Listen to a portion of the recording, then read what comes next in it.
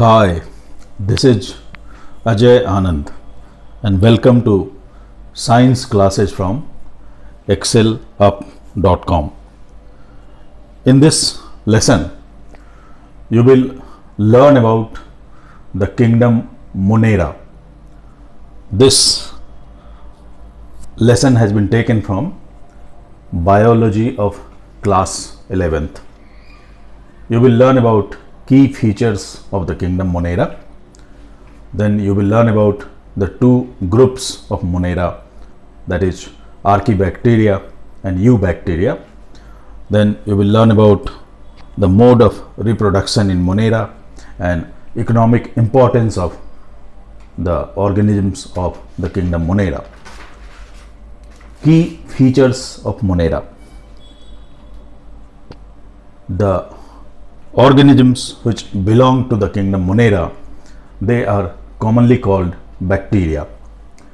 Bacteria are prokaryotic, which means the genetic material is not membrane bound, that is, nucleus is absent in bacteria.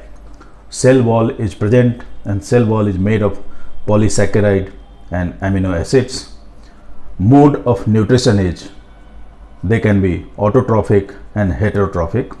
Those which are autotrophic bacteria, they are photosynthetic or chemosynthetic, and chemosynthetic bacteria, they oxidize various compounds of nitrogen like nitrates, nitrites, ammonia, etc.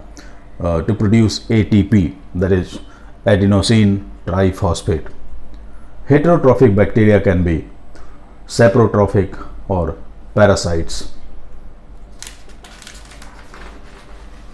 Bacteria can be classified on various bases, and one of the bases is the shape of bacteria.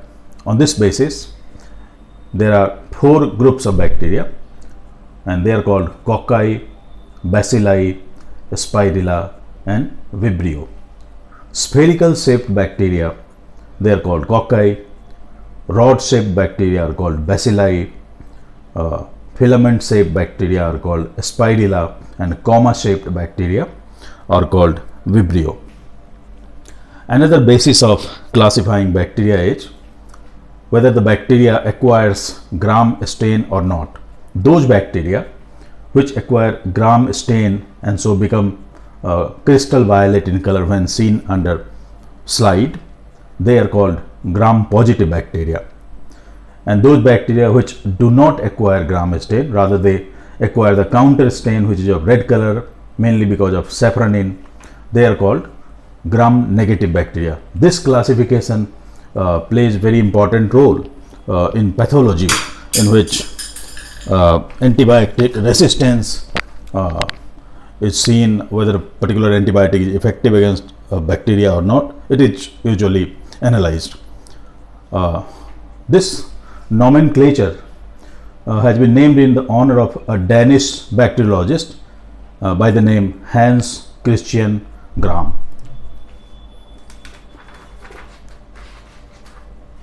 Now, the third basis of classifying bacteria is phylogenetic basis, and on this basis, the way we classify divisions or phylum in animal beings or plant beings, same way bacteria are classified into two groups, and these groups are Archaebacteria and Eubacteria. Archaebacteria, they are believed to be the oldest living beings. They live in one of the harsh habitats like sulfur springs, volcanic crater, where other living beings they cannot survive. And based on their habitat, Archaebacteria are divided into three groups: halophiles, thermoacidophiles and methanogens. Halophiles live in extremely salty areas. Thermoacidophiles, they live in hot springs, and methanogens live in marshy areas and also in guts of ruminants. In fact, the methanogens are responsible for production of methane from dung of these animals. eubacteria. Eubacteria are also called true bacteria.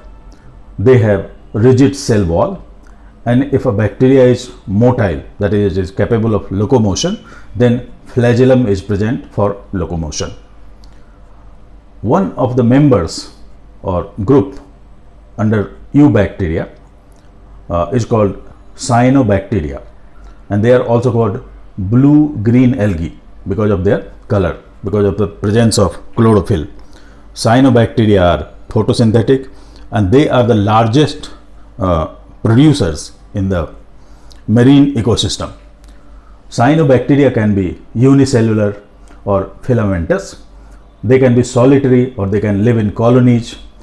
When they are living in colonies, the colony is surrounded by a gelatinous sheath as shown in this diagram. So this is the gelatinous sheath or mucilaginous sheath. Okay. Cyanobacteria also carry out nitrogen fixation through their certain cells which are called heterocyst, as shown here in this diagram. Examples of cyanobacteria are nostoc and Anabaena. But heterotrophic bacteria, they are the most abundant in nature. Reproduction. Bacteria normally reproduce by binary fission, in which one bacterium divides to produce two bacteria to start a new generation. Under unfavorable circumstances, bacteria reproduce by spore formation. Then a primitive type of DNA transfer is also observed in some bacteria, in which DNA from one bacterium is transferred to another bacterium, and this is somewhat similar to sexual reproduction. Economic importance of bacteria. Bacteria are highly significant for us. Most of the bacteria are important decomposers, so they play a very important role in the ecosystem. Then curd from milk is made because of help from bacteria. Many antibiotics are produced from bacteria. Bacteria, they carry out nitrogen fixation. You must have read in your junior classes that rhizobium bacteria, they live in root nodules of leguminous plants, and these bacteria, they carry out nitrogen fixation in soil. Some bacteria are pathogens, so they cause diseases in human beings as well as in animals. Some examples of bacterial diseases are tuberculosis, then tetanus, cholera, then citrus canker in citrus fruits. There is a bacteria called Mycoplasma. They are also pathogens. Mycoplasma completely lack a cell wall. They are the smallest living cells known, and they can survive without oxygen.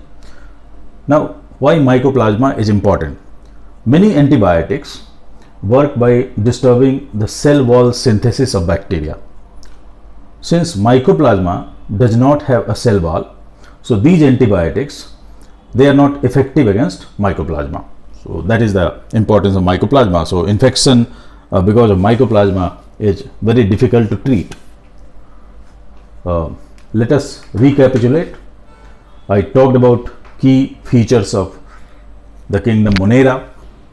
Then I talked about classification of bacteria on various bases, like on the basis of shape, on the basis of gram stain, then on phylogenetic basis. Then I talked about the reproduction in bacteria, and finally economic importance of bacteria. That's all for this lesson. Thank you.